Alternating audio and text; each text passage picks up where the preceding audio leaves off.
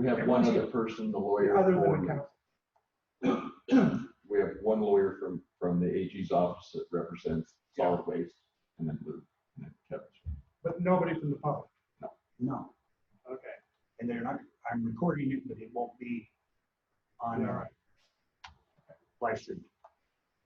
Okay, well, let's get started. It's not, I don't think, we'll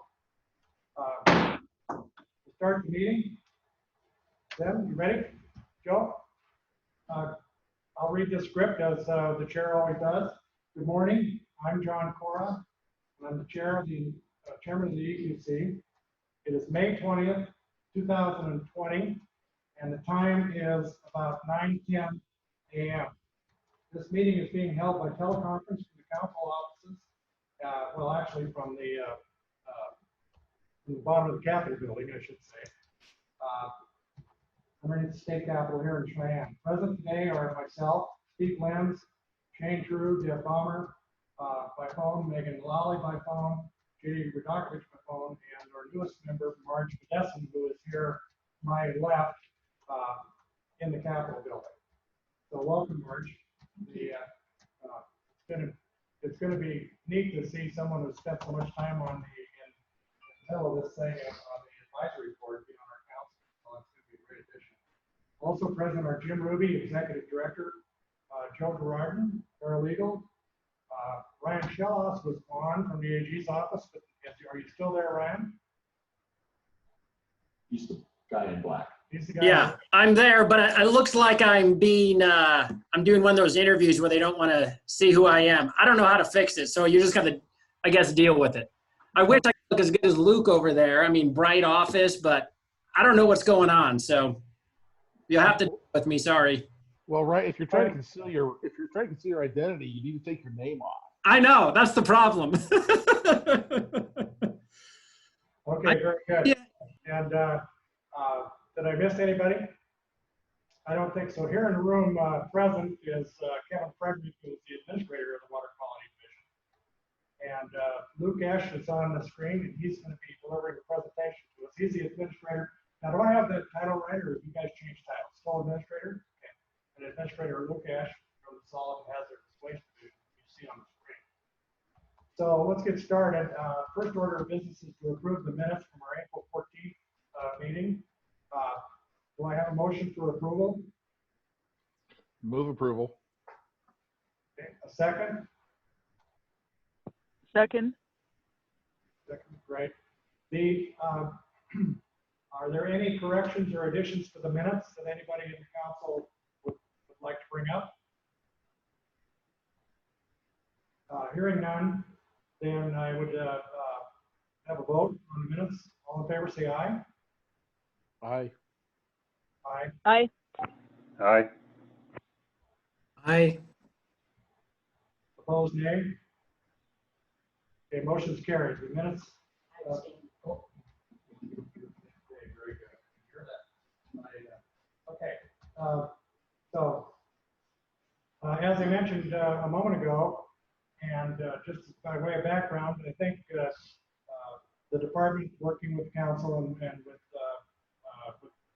Jim Ruby have set up a little bit of a process for all of us to get updated and educated on what each of the divisions do that we have the ultimate oversight for.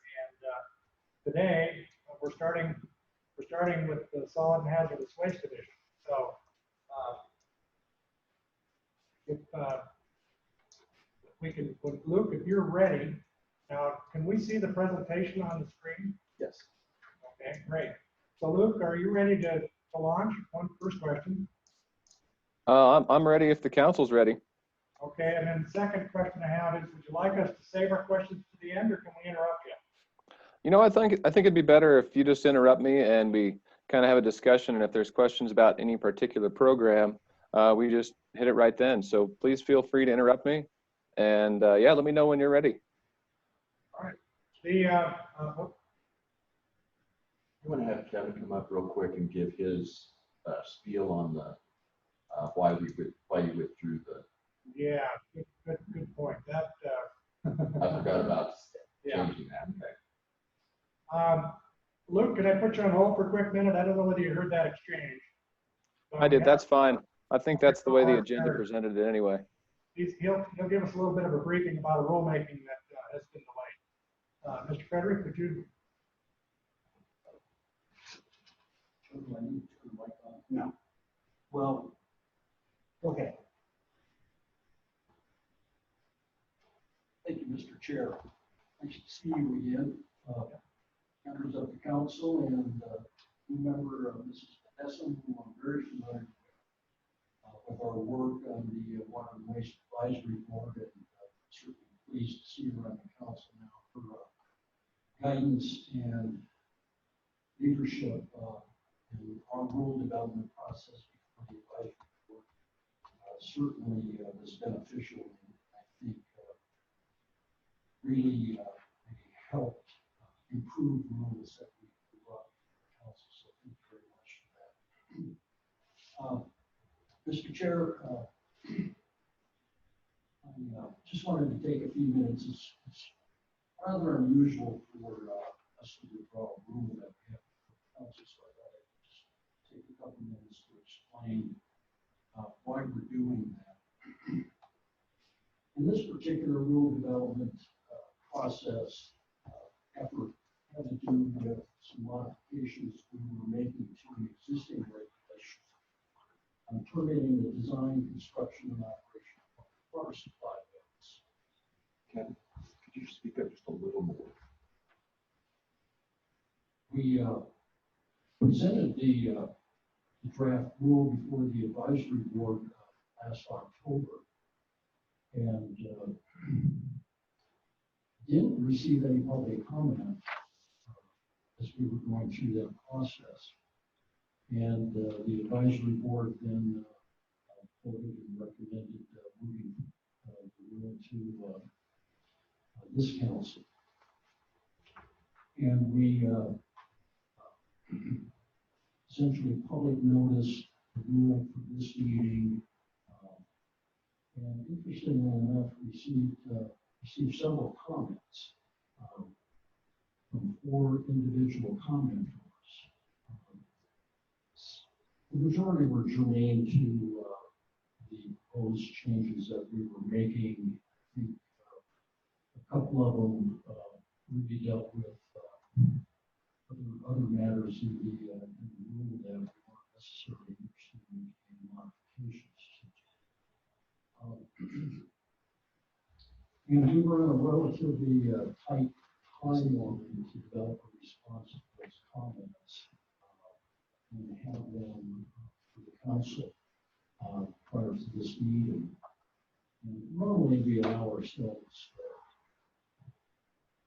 a sufficient amount of time to review the comments once they come in and develop our responses. I think normally Gina tries to give us 2 to 3 weeks to do that. In this case, we had a much tighter time, and I didn't feel that it would be sufficient time for us to actually develop responses to the comments for the council's consideration before this meeting. They were very significant in some aspects. And we have kind of a parallel effort going where we were looking at a more substantial overhaul of this rule and regulation that we've been working on for probably a year and a half or so. And we anticipate having that overall change to the rule ready for the advisory board later this year or first quarter of next year. So in light of that, what I've decided to do is to essentially withdraw the rule before the council. We will move forward. We will incorporate the revisions that we wanted to present to the council today into our subsequent draft rule that's coming out. And as I said, later this year, early next year, back before the advisory board. So circle around back to the council probably in about a year. Well, I did want to point out, though, that regardless, in this case, given the depth and significance, in my opinion, of the comments that we received, it likely would have been my recommendation today to move the rule back to the advisory, because I felt that would have been an appropriate venue to have that conversation with respect to the comments that we received. It's unfortunate that we didn't have that opportunity when we went before the advisory. I believe that would have been the appropriate form, and I wish the commenters had taken advantage of that opportunity. Because when we bring a rule to the EQC, it's my preference, and it's my objective to have that recommendation from the advisory board to the extent possible. And when it's not possible, I at least have an opportunity to develop an argument before the council as to why I'm recommending changes that the advisory board may not necessarily agree with. But nonetheless, I really think in this case, the advisory board review those comments or proposed responses would be a valuable conversation to have in line with the rule development process. That's all I had to say, Mr. Chairman, and I'll bring the rule back to you. Okay, very good. Thank you, Mr. Frederick. The council members, do you have any questions for Kevin while he's here in front of us? I'm looking at the screen. I see head shaking no. Anybody on the telephone? No? We'll let you go. Thank you, Mr. Chairman. Thank you for the update. I have to say, just having read some of the comments, I was sort of surprised. And so I applaud your choice. Thank you. Excuse me. So now, Luke. Yep. Mr. Ash, Administrator Ash. We're ready for you whenever you're ready. Excellent. Well, let me share my screen here. We can get started. So first off, can everybody hear me okay? Yeah. Not too, okay. Good. So first of all, yeah, thank you, members of the council, Mr. Chairman, Councilwoman Bedesin. It's a pleasure to continue working with you on the Environmental Quality Council, and I certainly look forward to that. Starting off, this is basically just a division overview of the programs within the Solid and Hazardous Waste Division. Director Parfit did want me to express his regrets for being unable to be here today or to greet the council, but he did want me to relay that he says hello and all is well. So diving right in, the Solid and Hazardous Waste Division really consists of 9 programs. We have 42 staff members located across 4 field offices in Cheyenne, Casper, Lander, and Sheridan. And so as you see the different programs up there, we'll kind of be marching through these programs one by one. And then at the end of each program, I'll kind of take a second to discuss where our interactions with the council largely lie with each program. And so with that, I'll just dive right into the storage tank program. So our underground storage tank program was created in 1990 to administer the federally mandated underground storage tank program, which basically requires cleanup of underground storage tank that usually has gasoline that is sold to the public, has a leak and gets into the groundwater. They always say, you know, there's only one type of, there's two types of tanks, those that leak and those that will. So it's one of those things that this program is very important to make sure that our groundwater is protected. And so in 1990, the program was created to minimize the financial burden on our tank owners and get cleanup started at contaminated sites. So under the federal program, all underground storage tank owners have to have a financial assurance, whether that be an independent insurance policy or some other financial assurance arrangement, to protect against impacts to third parties if a tank leaked and it impacted a neighbor of a tank, for example. That was a big issue for the state of Wyoming because we have a lot of gas stations around the state, and that independent financial assurance was pretty costly. So the state decided to take it upon itself to provide that financial assurance for our tank owners. This was crucial to allow folks to continue driving from Cheyenne to Rock Springs and still find a gas station somewhere in between. So that was one aspect of it. The other is the corrective action account, which is how we fund our storage tank cleanups. The corrective action account is funded with it's a mineral royalty offset, is what it is called. Luke, you're cutting out on us, so we lost your voice. It's equal to 1 cent per gallon of gasoline. We lost you, Luke. We lost your voice. Can you hear me? In the state. Okay, I see Shane nodding and Ryan can Yeah. hear. And Luke, I can hear you perfectly. Yeah, you're coming through great, Luke. I can hear you too, Luke. Jim, how about you guys? Can you hear me now? Yep. Okay. So so the corrective action account is how we fund our storage tank cleanups. And so back to the slide. So we've had 1,635 contaminated sites in Wyoming. Of those, we have cleaned up 1,306, and we still have 329 that are unresolved.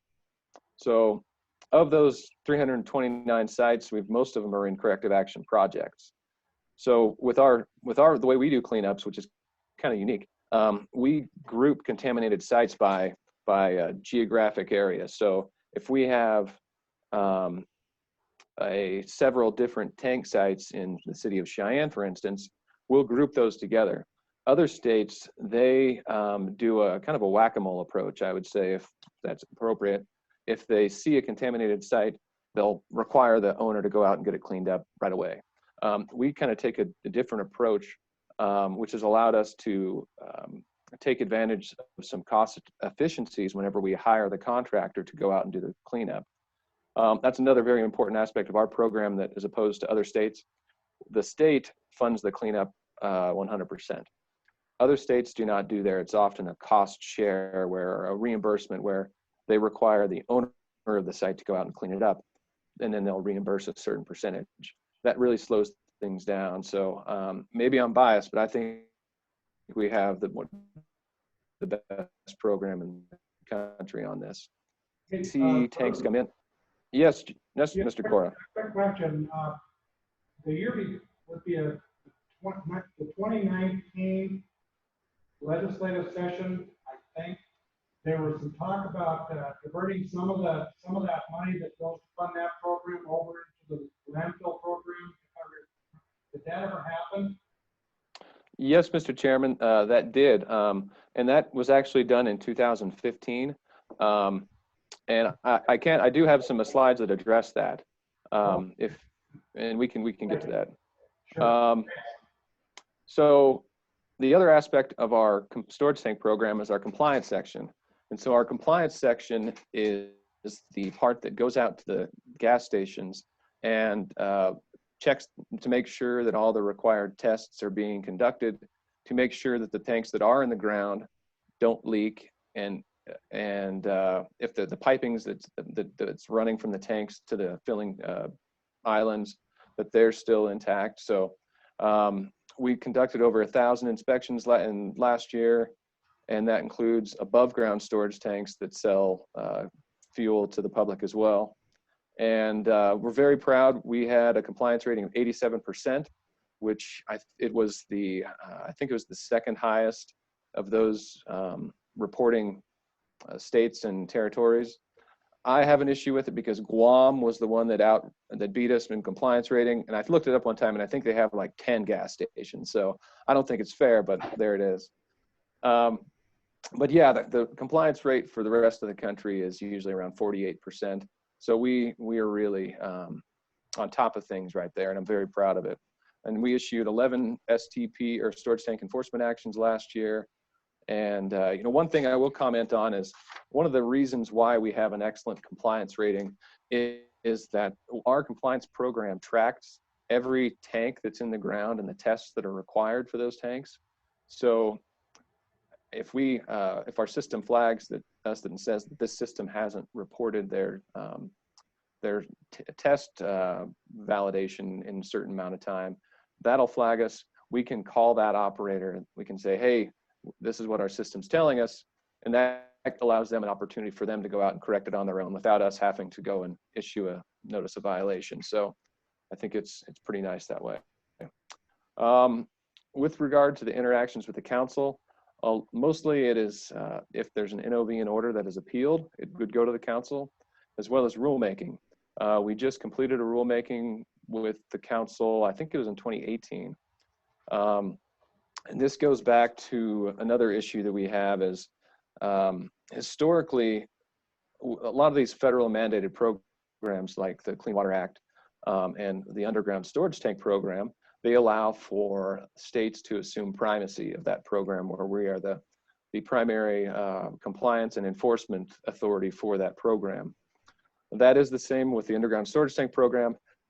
However, we have never received official approval for the underground storage tank program.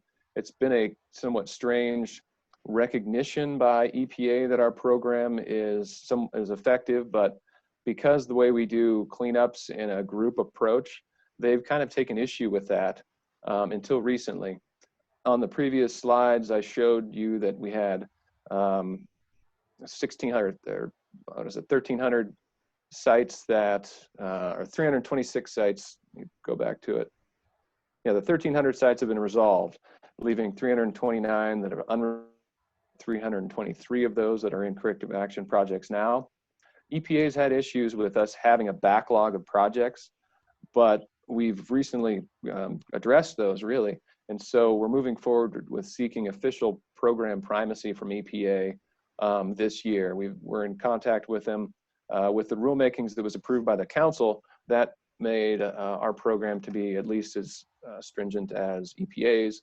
And so we expect to receive full program approval probably, this year things have been slowed down by the COVID, obviously, but we're hoping to have our rule package submitted to EPA late this fall, and then with primacy approval maybe early next year.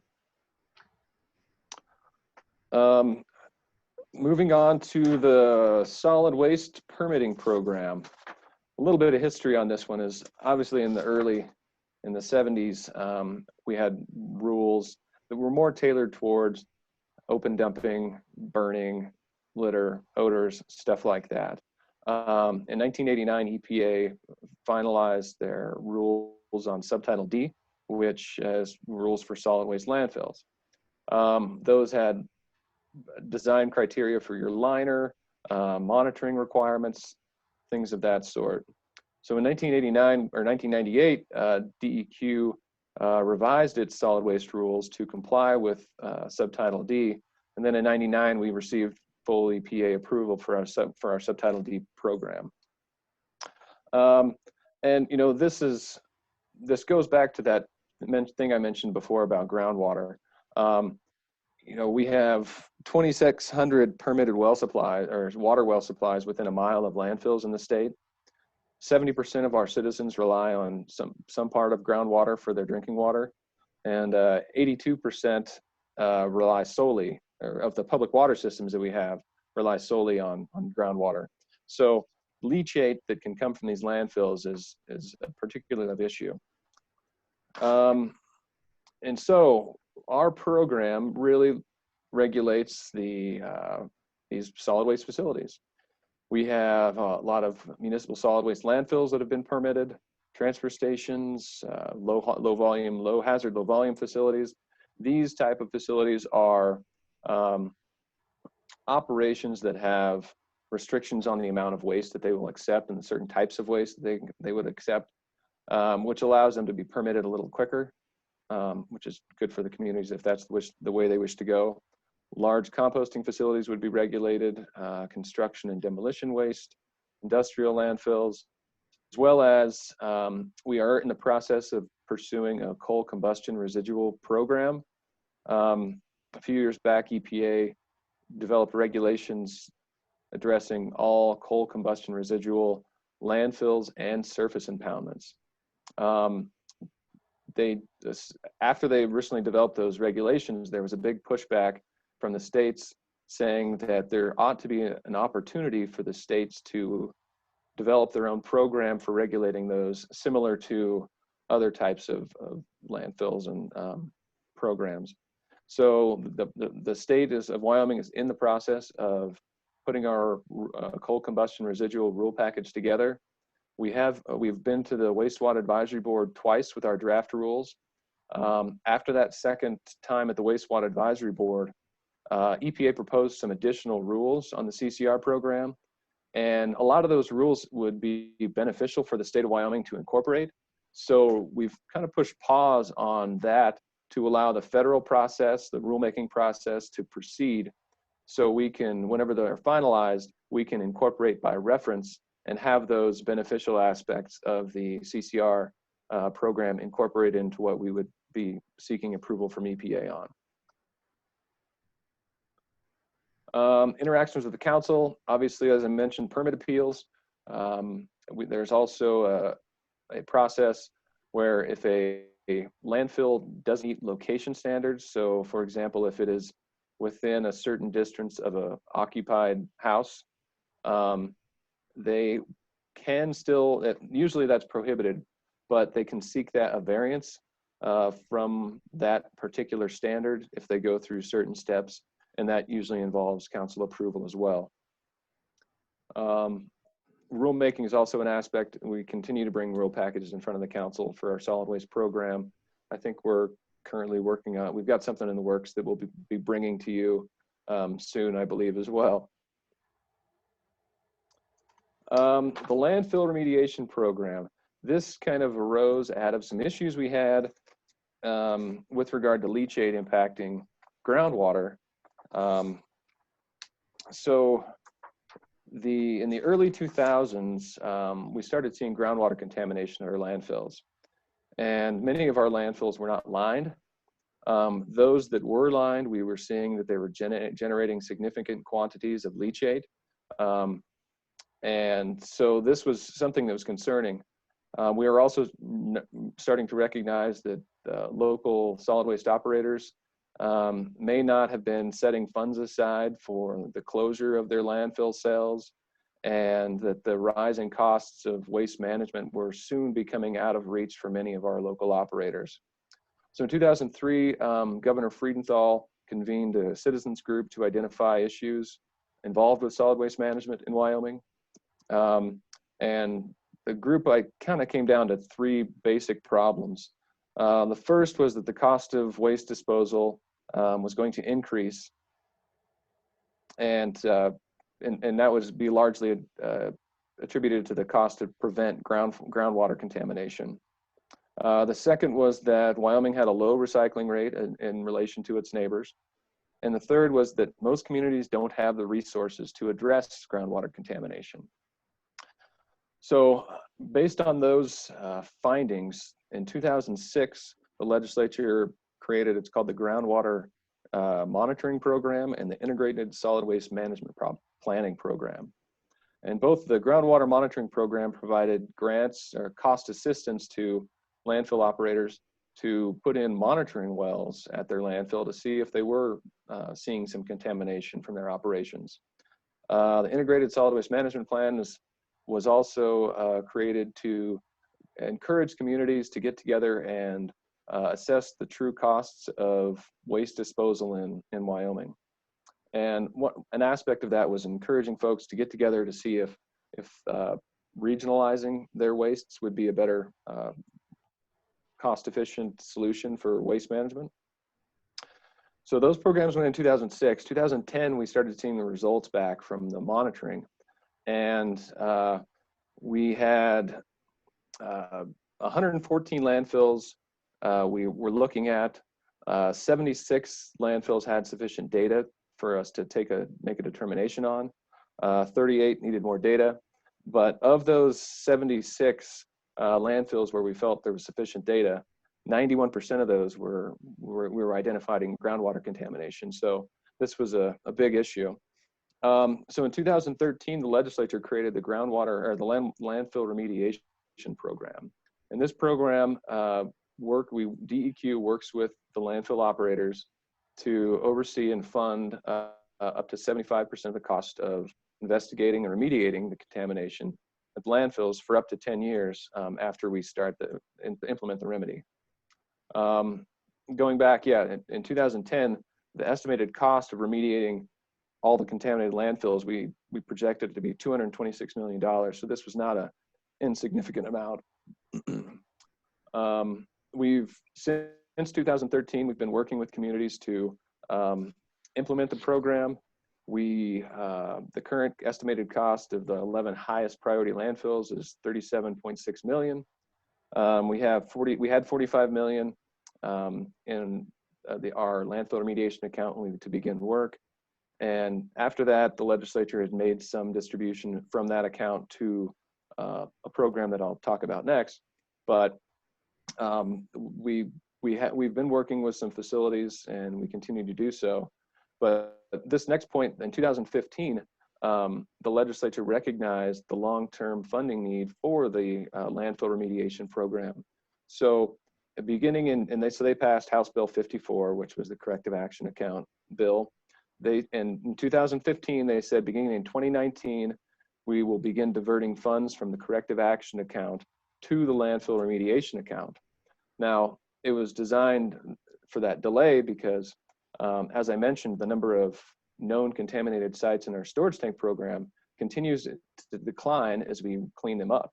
There's always going to be new sites popping up, but because that backlog is going down, we projected that we'd be able to have some funds be able to divert to landfill remediation to address contamination of that program. One very important aspect of this is that it's always been emphasized that we have to maintain our storage tank program first.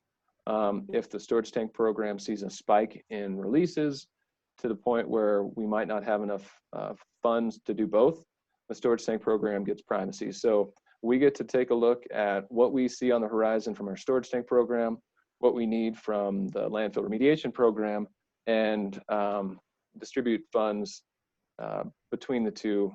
And so last year, I can report, we were able to divert $1 million to the landfill remediation program from the corrective action account as anticipated by the legislature. So it's kind of a nice little story, so we can have a sufficient source of funding to continue our landfill remediations.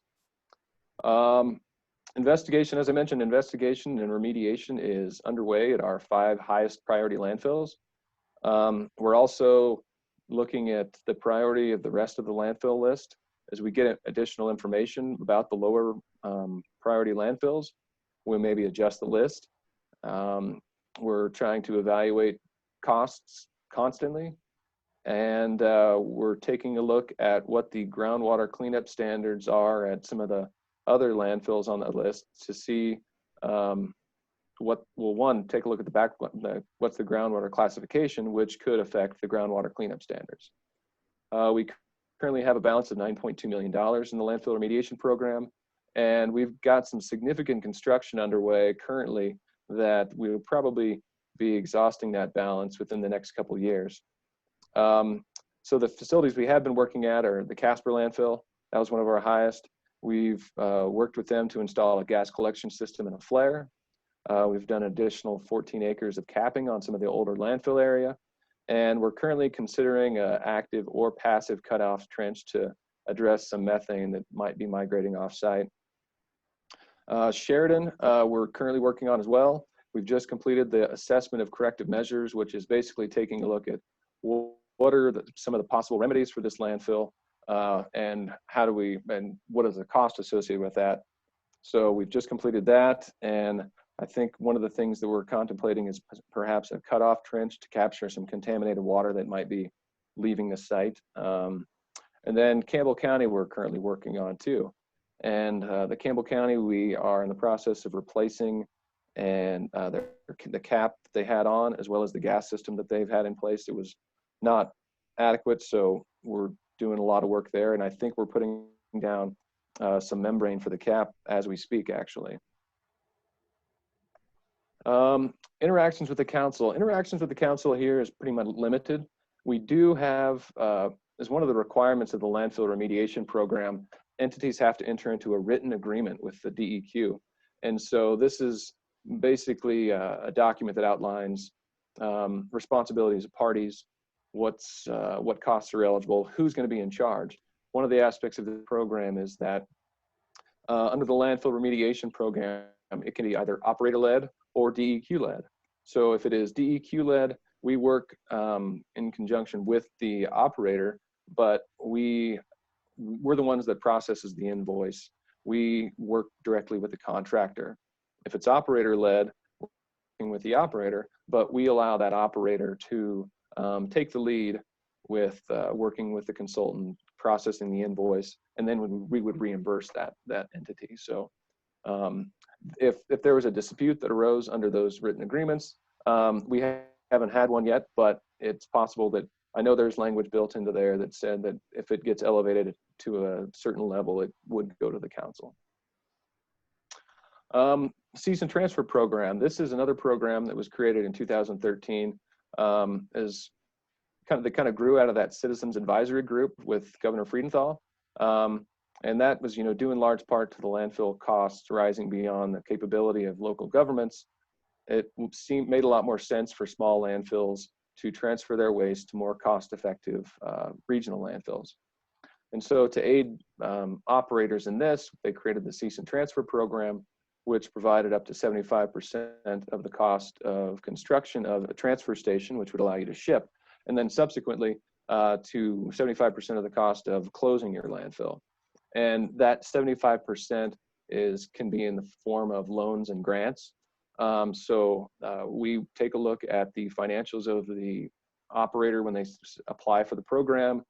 We take a look at what the needs of the system, and we make a recommendation to the State Loan and Investment Board on an amount that for that particular project. To date, the legislature has provided $60 million in funding for the program, and about $50 million in grants and about $10 million in loans. So as of today, well, yeah, this goes back to the 2013. So in 2014, we had to establish a priority list that ranked those the 52 projects that we were aware of, or that operators had expressed interest to the department on. And so we put that list together, and the original estimate was about $98 million for those 52 projects. Fast forward, so as of May 1st, we've funded 30 projects, 11 transfer stations, and 19 landfill closures. Funds awarded, we've awarded about $45 million for this, and a total of 18.5 remains in the cease and transfer account. And you might say, well, wait a minute, I think they said they only provided $60 million. Those numbers really don't work out. Well, whenever folks start to repay their loans, that goes back into our cease and transfer account, so we can use those again for other projects, as well as whenever funds are awarded. A lot of times, I do credit staff with this program. They've done a wonderful job. They work with operators very closely to make sure that the project is adequately sized for their for their community's needs, as well as they keep a close eye on the costs, and if they really try to make sure that projects can get in under bid. And so we have a lot of money coming back to the program from projects coming in under bid and the loans that have been returned to the program. We've got 19 projects remaining. And our estimated cost is $27.3 million for that. I am confident, or I feel pretty good that we are not going to need additional funds for this program. I think this 18.5 can carry us through if we really keep, because that 27.3 is the 100% cost of what the projects remaining would be. Under our program, we're only supposed to provide 75%. There are some exceptions where a community can show extreme financial need, but I feel confident, especially in this climate, that we do not want to be asking for additional funds for this program. We have 7 transfer stations left, 12 closures, and as we move forward with the project, we continue to refine the costs based on what we're seeing. So it's a pretty, we're doing a great job. Interactions with the council. We have, yes. I have one question. One of the things that I'm hearing with the cease and transfer program is when they close the landfills in the small towns, there's getting to be an issue with the dead pits and what people can do with the stuff. It's sort of an unintended consequence of closing the landfills. Are you guys going to be looking into addressing that into the future? Councilwoman Lally, that's a great point, and that one caught us a little off guard. I was not expecting to have to address dead animals so much, but yeah, that's accurate. So as we start to close our smaller landfills, that really does remove an option for the dead animal disposal. So what we're working with communities on is we're trying to encourage composting. If you can compost whatever animal you have down to bone and hide, then we are saying, okay, if you can get rid of the liquids, then it's really not as much of a risk if you want to throw it in your construction and demolition landfill, which our C&D landfills are unlined. So that's kind of what we've been working for, was we're trying to encourage disposal through composting. But anytime a community has an issue with that, we try to or whenever we know about it, we try to reach out to them and try to discuss some of the options. I was on a phone call just last week with Saratoga, and they were trying to discuss what they were going to do with their dead animals. And I think that they're going to try to, we're going to try to experiment with composting, I believe, at one of their facilities. But we recognize that it can be an issue. And so, in fact, we revised our cease and transfer priority list this past session to include $100,000 for carcass disposal assistance. So if a community wants to try to receive the carbon material or the infrastructure for a composting project, they can go through that aspect.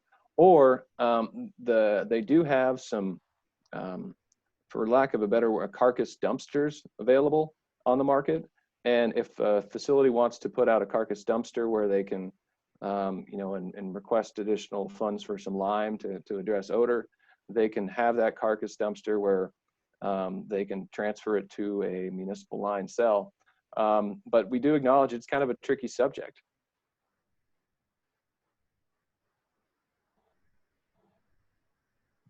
Okay, well, thank you. I just, I've heard that coming up, and so I just wanted to make sure we were all addressing it. No, it is. I never thought I'd be discussing so much about dead animals in my entire life, but it's a tricky issue. Yep. So in interactions with the council on this program, one of the requirements of the program, as well as the landfill remediation, is some sort of written agreement with DEQ, which outlines timelines of when are you going to cease receipt of waste at your landfill, when are you going to close, things like that. And we try to include it in an AOC so it has some sort of enforceability. So I think there might be one in front of you today, I believe. Not sure, but I know we've got a few around. Okay, moving on, the Hazardous Waste Permitting and Corrective Action Program. So this program addresses the other side of RCRA, which is the subtitle C, which is the more nasty hazardous waste side.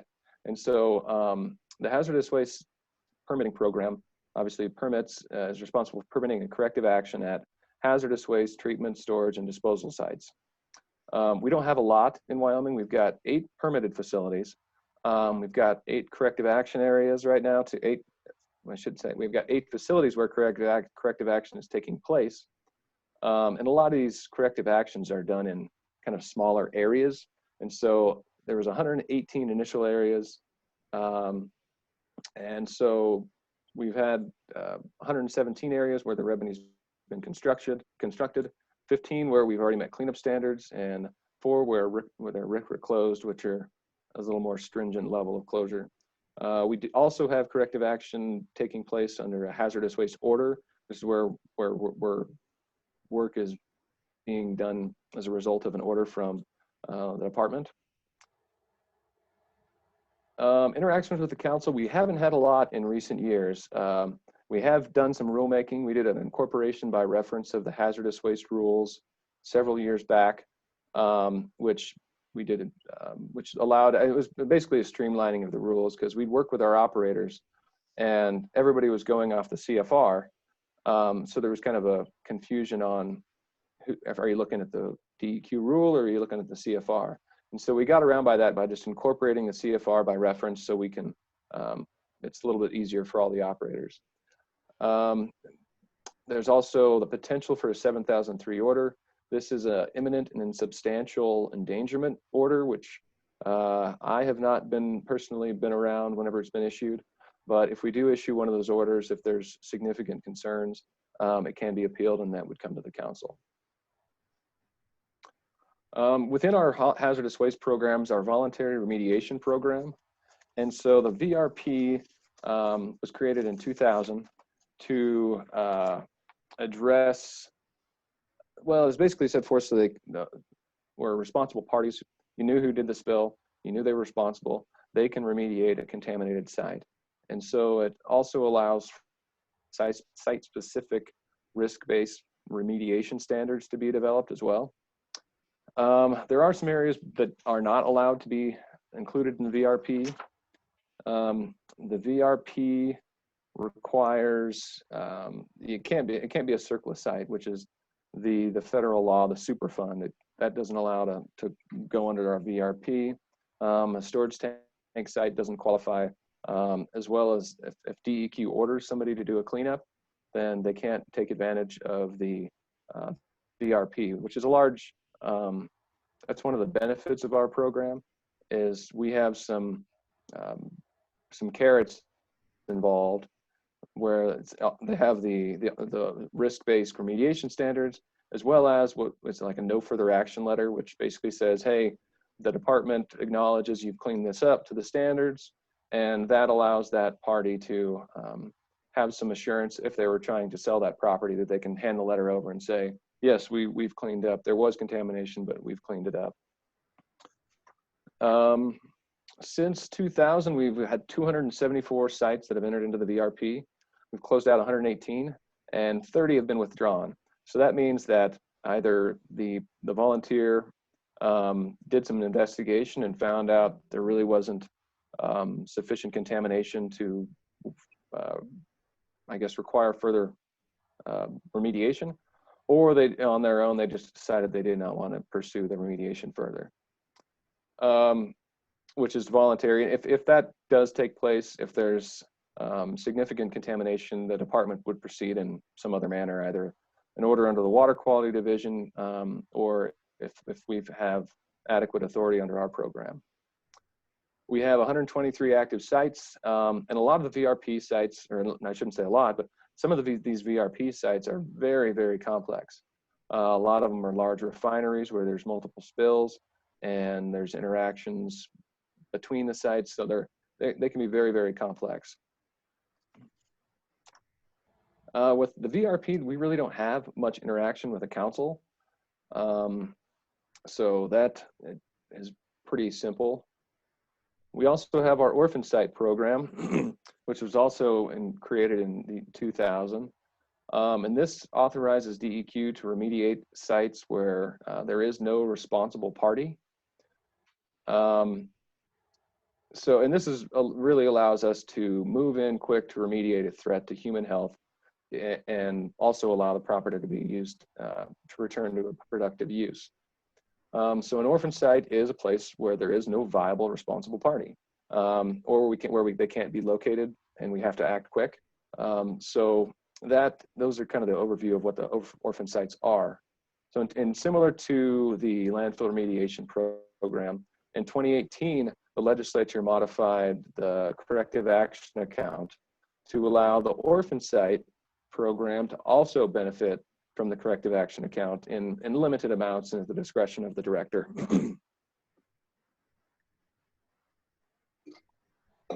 So we have 28 known orphan sites, 6 sites that we've completed remediation at.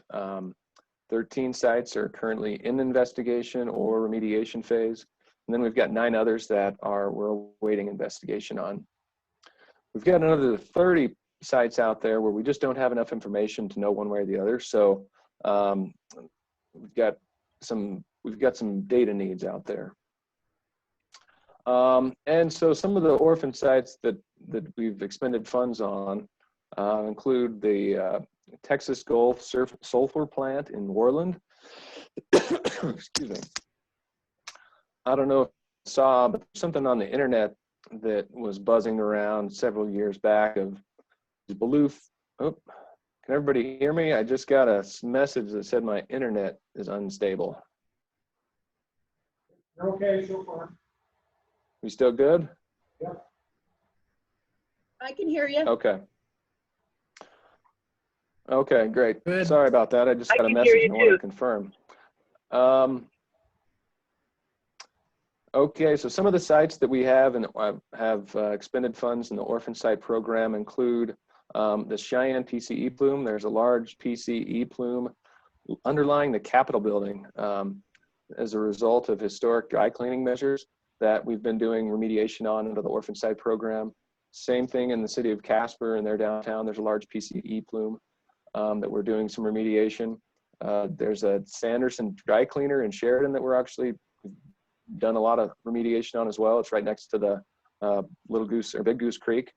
And so, yeah, a lot of these sites, it goes back to what is a viable and responsible party. A lot of these sites are dry cleaners because of historic dry cleaning operations where they're using this PCE chemical in there to clean the clothes. You try to track down the responsible party and they don't have any money.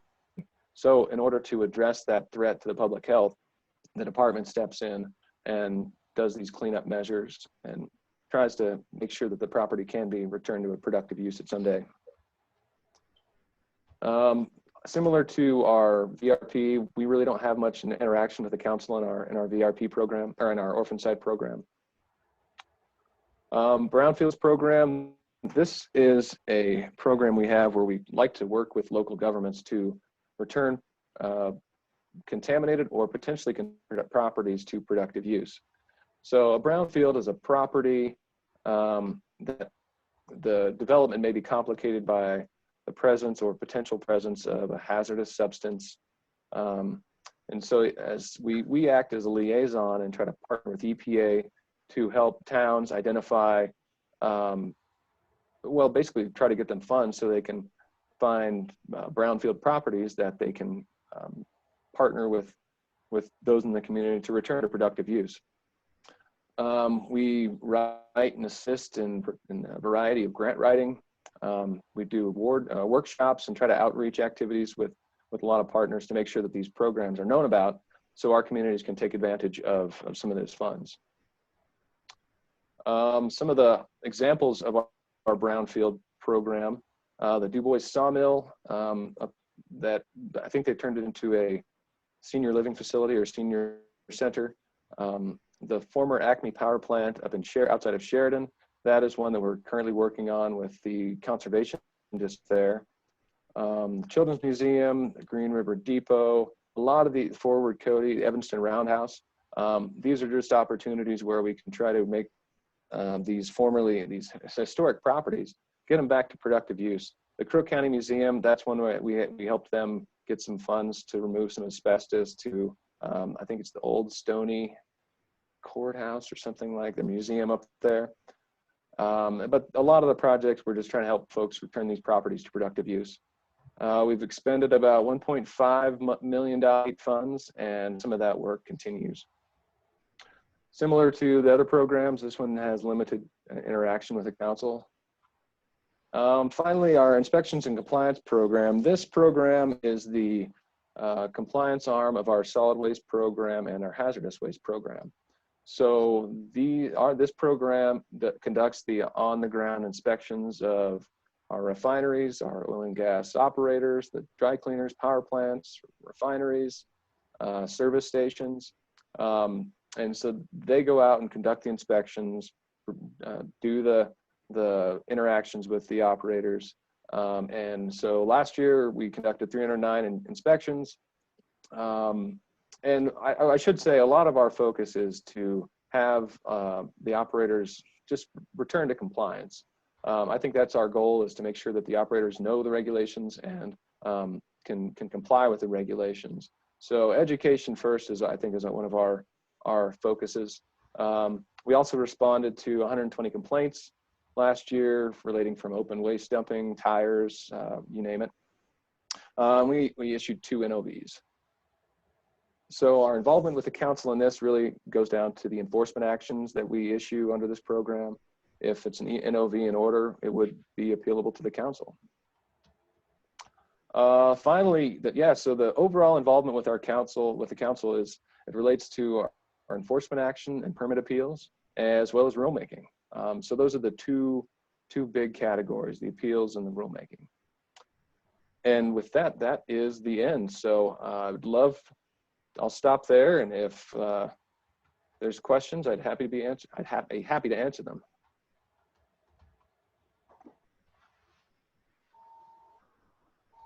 Council members. Anyone have any questions? Luke, I have one question regarding tires. I recall back in the day that was a huge problem in terms of finding places to, well, first of all, tracking, and then secondly, finding places where they can be taken legally. Are there still some of those old issues lingering, or is that the challenge of handling tires under control now? Mr. Chairman, those challenges remain. We do get quite a few complaints of illegal tire disposal, but it can be challenging. It used to be we'd find a lot of the mine tires that were just taken out, and some ranchers said we're going to say they were going to use them for a windbreak, and they'd just fall apart. We haven't seen a lot of that lately, but we continue to have issues with tires. All right, thanks. Council members, any one last call? Questions? Anyone? Nope. Hey, Luke, thank you. That was a great presentation. It was a great overview. So thank you for coming before us today. Well, it's my pleasure. Thank you, members of the council. I appreciate it. Great. All right, so thanks, Luke. Well done. Hello. Pardon? That was the same thing. Oh, okay. Great. Okay, so with that, we'll move on to the next thing that is actually not on our agenda. That I think you've seen, but yeah, the topic is the resolution that the council discussed last meeting that would recognize Dr. Dave Bagley for his service to the state of Wyoming and the council. And Jim and I have worked to draft this thing. Jim sent it out yesterday. Some of you commented on it. And it's not on our agenda, but it is, okay, great.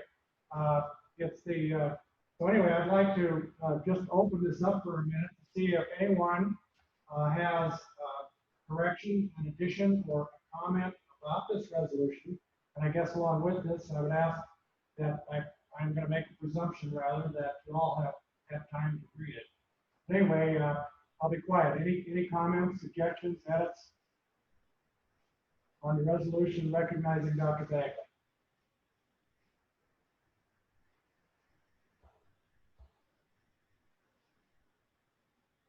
Okay.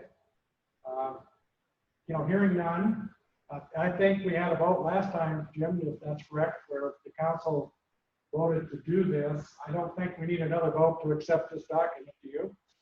No, I think unless somebody else wants to move to approve it and send it, I think you're fine. Okay. 'Cause you What's the did- council's you did- pleasure? I take a motion if someone wants to offer it. Probably should. But I'm going to ask for a motion to approve I this. so move. Okay, thank you. Second? Second, this is Shane. Sorry. Very good. It's been moved and seconded. We've already had a conversation about it. So just, calling a question, although that's a little more formal, I think we need to be today.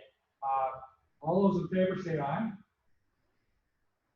Aye. Aye. Aye. Aye. Opposed, nay. Aye.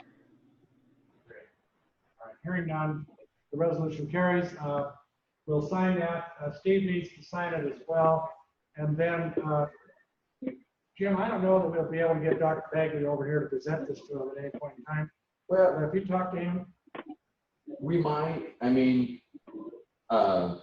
the time I get it, you sign it, I get it up to Shane, he signs it, it gets back to me. It could be August.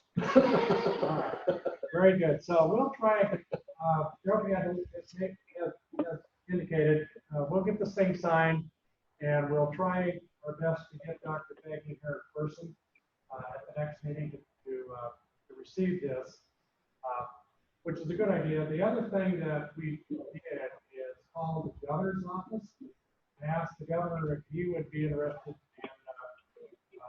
sending a letter of appreciation to Dr. Bagley. And if they said that they would do that, I checked. The reason we were a little late when we started this morning is I ran upstairs to the contact person, and a letter has been drafted by the governor's staff, but it has not been signed yet. So when we get that signed letter, we'll have that. We get Dr. Bagley here. Very nice gesture on the part of the governor. So, Jim, we're without any other comment on that piece. The next item on our agenda is the budget. And Jim, I'd like to, it's the material that you sent, and let me just do a little overview, and then I'd like you to just take the council through what's happening. Yep. As a backdrop, we're all reading the newspaper. We all understand clearly the budget impacts to the state of Wyoming are likely to be severe. We have no idea today how severe. But Jim has been contacted by UANI Governor's Office to volunteer some reductions to our budget. So I just want to just provide just this little bit of background and turn it over to Jim. The 1920 budget, which we are operating under right now, and will expire on June 30th. That total budget was $747,000 for the biennium. Our budget for the next biennium, 2021-2022, was $721,000. So just budget to budget, our next budget is going to be $26,000 less than our current budget. Now, that's not a big problem because for the last 3 years, three bienniums, so we've had to revert money back to the state anyway because we didn't spend it. Most of that is driven by hearings and travel. But when we were presenting our budget, the question us pretty heavily about the fact that we continue to turn money back. And I was pleasantly surprised that the legislature left our budget alone as presented, which I think Jim and Joe did a great job of putting it together and so on. So, but that's the background. So this year's budget is, this current biennium's budget is greater than next biennium's budget. And Jim, would you like to launch on your summary of what's going on? Where we're at and what's happening. Do you want me to turn my mic on or just talk? Just talk. Okay. Council, currently, I spoke with ANI yesterday and asked kind of where our budget is for this session and how much we may possibly return.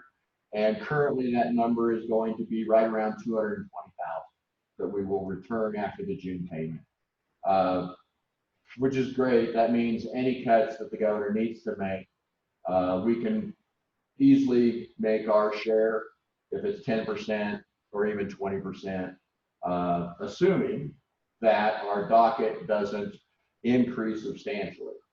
Certainly there's a couple cases out there that are coming through DEQ that could prove to be challenging with regards to the costs. But with considering what we've got for our budget, considering what we've returned over the past three bienniums, we should be okay. Over the past three bienniums, we will have returned anywhere between 75,000 at the low end, and if what happens holds true for this biennium, up to 220,000. One of the bienniums it was right around 100,000. So we've averaged returning about 100,000, 125,000 a biennium, which is good. It means that we've been cushioned enough that if we did have something expand in our docket in an extremely substantial way, such as when we had the coal bed methane, or when we were doing the coal-fired power plants, when they were going through their reauthorization and relicensing. So we should be in decent shape, even if the governor wants to ask for a substantial contribution from us. The one thing that I want to make you aware of in the next biennium, and then maybe the one after that, both Joe and I are in a position to retire.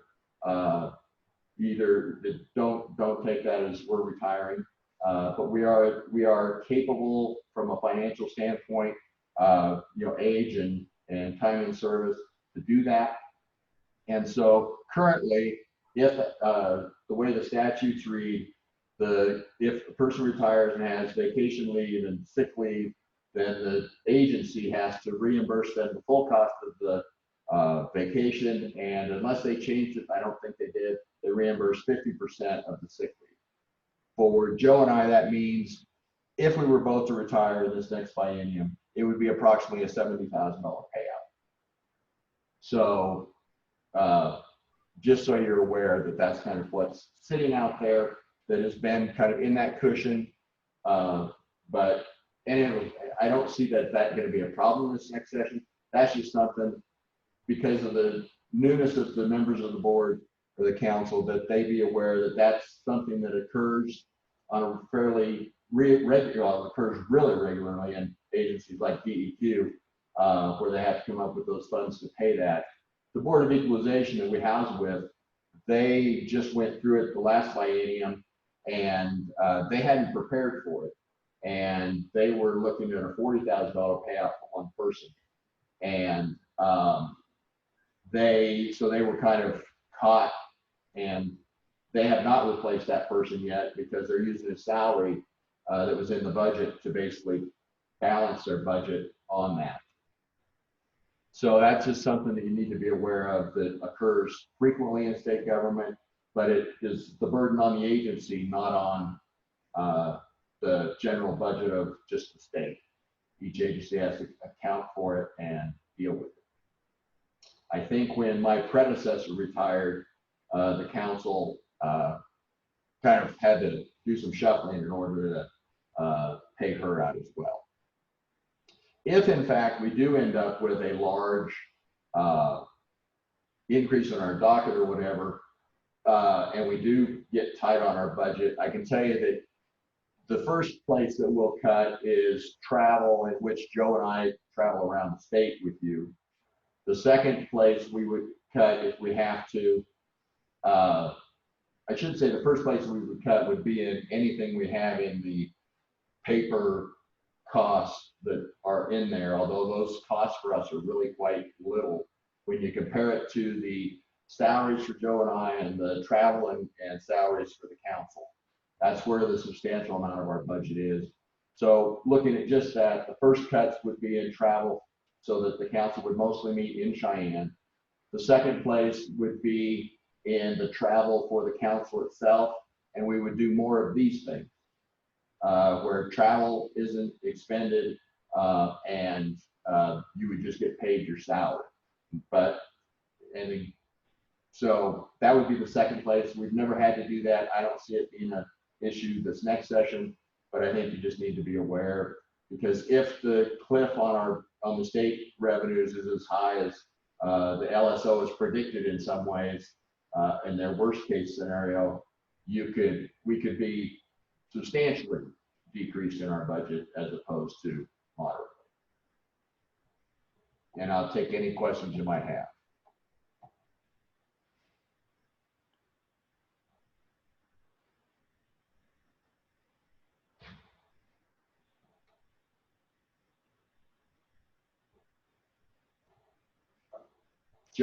John's thinking. No, just I always worry about moving on too quickly. These electronic meetings, I always want to make sure I just have at least a moment to think if you have a question or not. Jim, can I ask a question? This is JD. JD. Yes, JD. So if we get in a situation where our docket gets expanded dramatically, you know, a coal vein methane or coal or some major issue comes up, is there emergency funding to be able to continue our business in any given year, or do things just stop until we have money available the following year? How does that work? Or have you ever seen that situation? Well, in the year I first came here, so that would have been 2008-9, we had a budget shortfall, and John actually was the director of DEQ at the time, and the governor and John and the council worked out what they call a B11 exchange, where some DEQ had some little extra money. It went, and it was the governor B11 that into our budget. It's a process by which they go through that allows for a transfer of funds from one agency to another, gives the governor opportunity to, you know, to kind of balance agencies as the biennium goes along in the case of something like that happening. So there is that process. Based upon what I saw in the LSO's worst case scenario, though, I'm not so sure any agency may have any funds to B11. So it may be a tight one. Yeah, let me just add that the legislature, the governor used to have more authority than he does today to move funds from one department to another department. But the legislature over the last couple of years, in their budget, maybe the last 3 biennial budget sessions, have continued to sort of corral him in. If you noticed recently, the special session where they talked about distributing the funds for, I forget the name of the program, the acronym, it was federal funds for the COVID-19 crisis. Even in that body of debate, the original proposals were to give him more flexibility in emergencies, and they disagreed with the money's recommendation, the LSO, and they tightened it up some. So I think what we have to do is just always, in good faith, talk to them.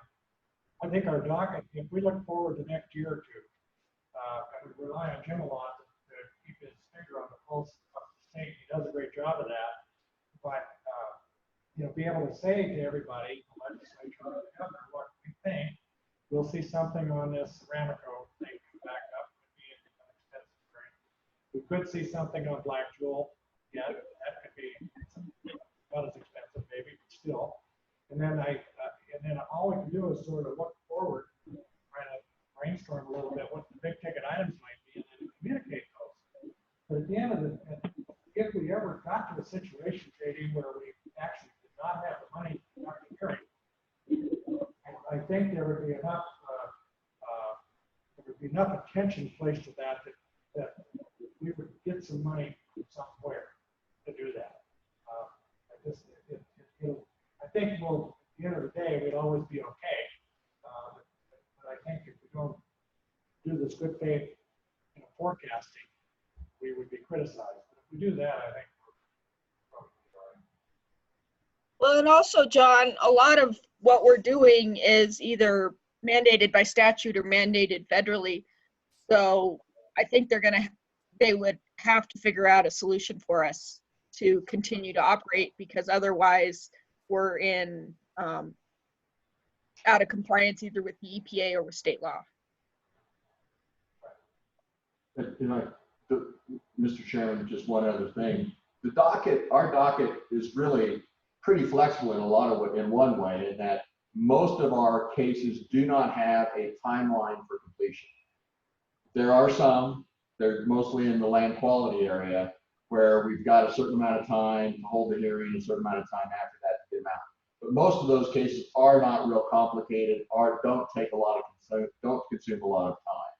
And so we will have the flexibility in working with the parties, with DEQ and with the other parties, about manipulating when those hearings take place and stuff, to kind of work it through the system so that we don't unknowingly hit a crunch on our budget. Any other questions or comments?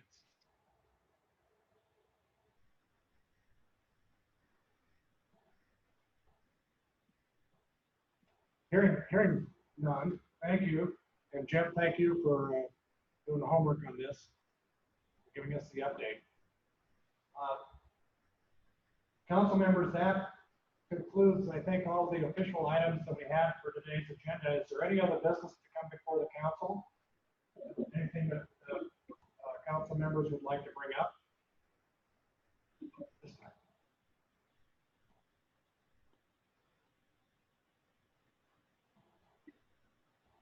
Hearing none, I would entertain a motion to adjourn the meeting. Second. Been moved and seconded that we adjourn. All those in favor say aye. Aye. Aye. Aye. Opposed, nay. Great. Well, thank you, council members. I think the Zoom meeting worked pretty good today, actually. Yeah, well, it went well. For our first time, I thought it, other than the behind the scenes stuff getting ready yesterday and today, it came off pretty well. Excellent. Well, thank you, staff. And, Yes. Thank you, guys. Thanks, Jim and Joe. Yep, thank you very much. okay. Well, we'll see you all next Thanks, time. guys. Meeting's adjourned.